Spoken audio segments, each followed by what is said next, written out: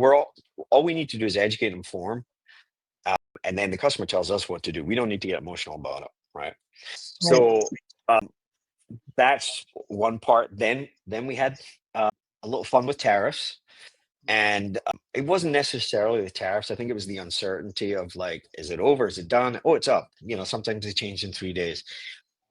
And I did spend some time in Washington as part of the ACCA work that we do advocating for all the men and women, and had breakfast and some dinners with some congressmen, visited them on behalf, and it was unclear even there. And so it wasn't so much the tariffs; it was like, when will this end? And Mhm. so, and honestly, for us, I think if we look at it, that was more of a consumer confidence issue than necessarily even a price increase. And I think whenever you do see volatility in the market like this, you see opportunistic pricing. So people have Mhm. been sitting on pricing for a while, going, can I put it through? Is this a time to push an increase? So we saw some of that, and not just like all through the level, manufacturers, distributors, and contractors. So we're all part of that. And then, yeah, in the last 2 weeks, A2L is the new class of refrigerant, but it was made up of R32 and R454B.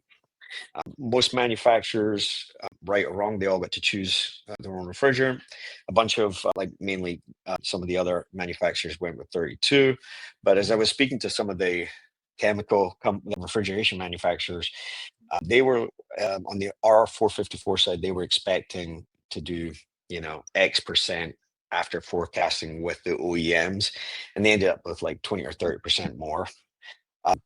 And so there's been a confluence of events that's been leading up to this. I think a lot of uncertainty. Then, certainly there's issues with cylinders, but there's issues with a number of other things as well.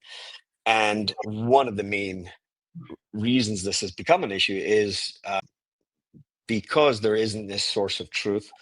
And so when you look at the role of ACCA or our partners at RD or any of those others, it's our industry is really good at listening to the hobgoblin behind the dumpster and Mhm. Mhm. catastrophizing, and Right. most a ton of us get our news off of these Facebook groups, and none of us are winning any Nobel Prize for economics. So Yeah. I'm not sure that's the best source. But what I have been evangelized for the last number of years is, the answer is working together.